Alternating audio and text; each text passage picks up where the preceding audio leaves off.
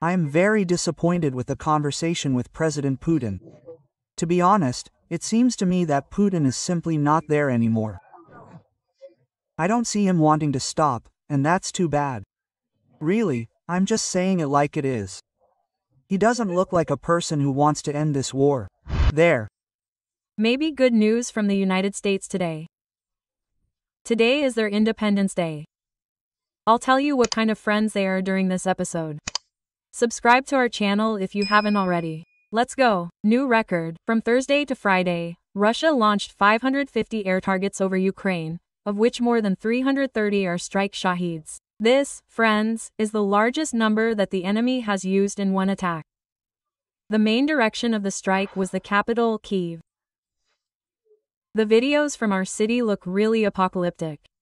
And now I'm recording a video for you, and my children, and I haven't even gone outside yet. The doors and windows are closed, the smog is very strong, it's very difficult to breathe. And here are the shots from inside the destroyed apartments. A fragment of a rocket. Friends, 478 air attack vehicles were destroyed after the attack.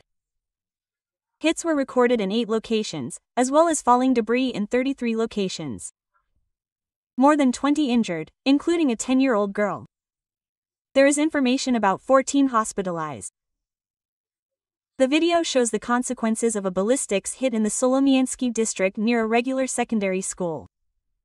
A roar in a transformer substation on the territory of a comprehensive school. The explosion scattered cars parked nearby, they burned to the ground.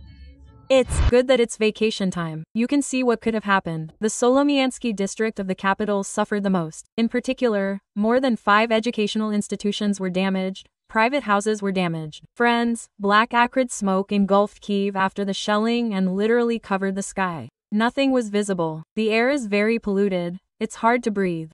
The norm is exceeded 6 times. They urge you to close the windows, ideally wear masks on the street. After all, there are a lot of substances dangerous to breathing in the air. There was real chaos in the subway the day before and in the morning. There are terrible traffic jams on the roads. Well, in short, the apocalypse. Summer 2025, when your neighbor is Russia. Meanwhile, the bastards from Russia are rejoicing in the destruction of civilian infrastructure in their public places. It's not enough. Let it be even stronger, the enemies say. Zelensky says that drone interceptors have started working. This is good news. There are dozens of downings. I've told you about this more than once, that the problem now is how to shoot down drones in such numbers. My conversation with Maria Berlinska will be released on Saturday. This is a fund, the Victory Drones Project.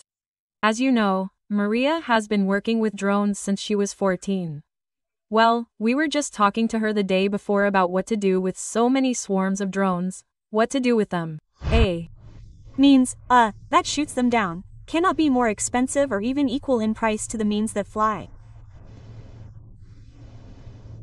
If a missile costs, say, $100,000, then the means should cost, well, $5 to $10, a maximum of $25 to $30, but not more expensive. Yeah. Ballistic missiles need to be shot down with missiles. You can't shoot them down with anything else. But the missiles are clearly a story primarily about other drones, interceptor drones. As of the summer of 2025, this is the only means that justifies itself in terms of price, quality, and efficiency. We have such means. I'll say it so as not to reveal any secrets, understanding that the enemy is listening carefully to these broadcasts. We have certain means, of course, they need to be scaled up. Everyone who deals with this topic, I first of all address the manufacturers and representatives of the state. Yeah. And now they have to work with unprecedented speed, because at the end of the summer, especially in the fall and winter, Russia is betting on constantly terrorizing us. Friends, well, and for good reason, literally on the eve of the president's office posted a video.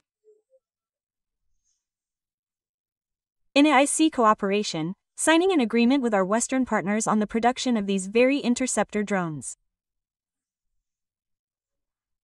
I know a little more. I will tell you that the news is optimistic.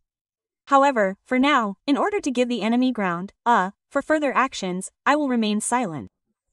I will simply say that the news is good. I hope that we will mass produce them and cities will be more protected.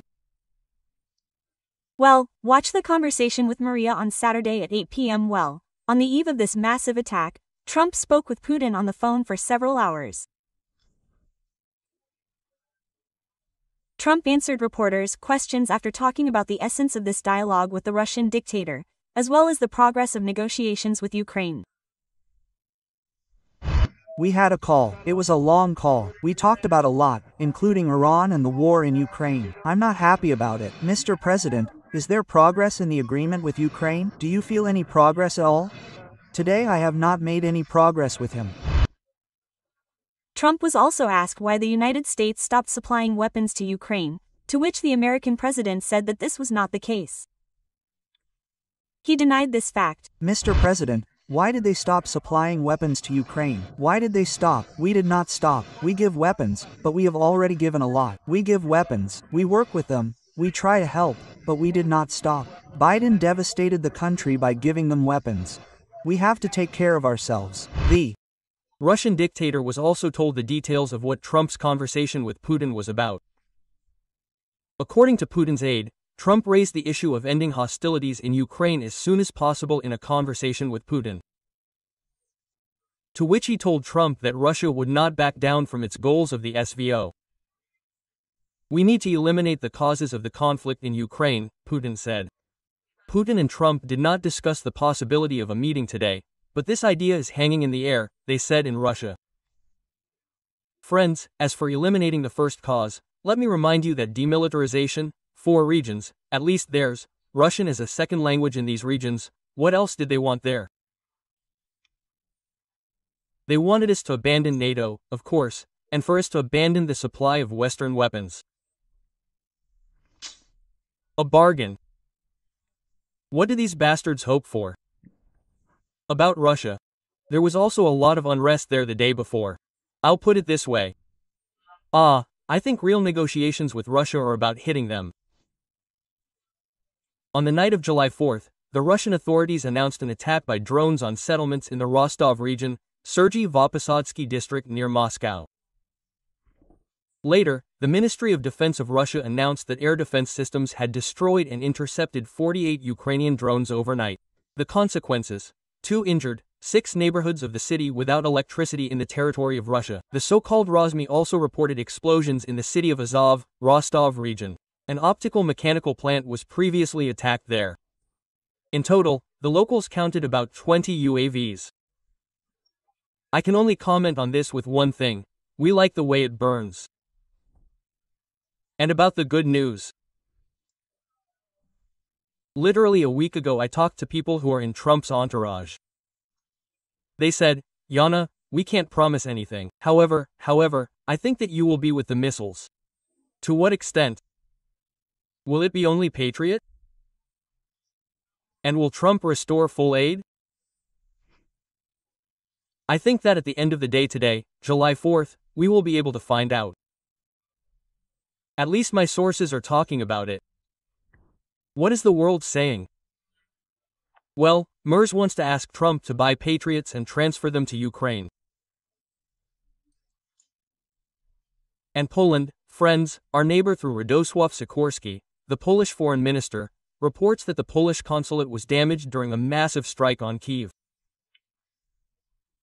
And then I want to quote you. Cool quote. The massive Russian shelling last night caused fires and significant damage.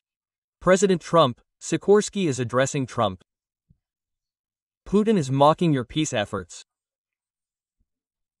Please resume the supply of anti-aircraft ammunition to Ukraine and introduce tough, new sanctions against the aggressor, says Sikorski. We can add an amen. Today is the Independence Day of the United States. A great opportunity to make America great again. Happy holiday. Remember and be brave like Ukrainians. I think it would be cool and symbolic if you did this on your Independence Day. Friends, the Guards of Darkness unit, which is currently performing combat missions in the Pokrovsky direction, is reconnaissance. Our scouts from Grommo need a pickup truck to perform combat missions. You understand how delicate the work of our scouts is, especially in this hot direction, and how much they need a car. So let's help. QR code on the screen. In the description of this video you will find a link where you can join the guard meeting. They are extremely cool. Let's finish this meeting quickly, because it is urgent. These units of RTV Temeraya, part of the Special Forces of the Ministry of Defense of Ukraine, are appealing to the Roygan Charity Project and Yanina Sokolova's subscribers for help in raising funds to purchase a military vehicle to perform combat missions. Together to victory. Glory to Ukraine. I Definitely recommend watching the following video. This is my interview with Pastor Trump, which we showed a few months ago. I think it will be relevant today, well, and will calm you down a bit. Look at the closest entourage of the American president.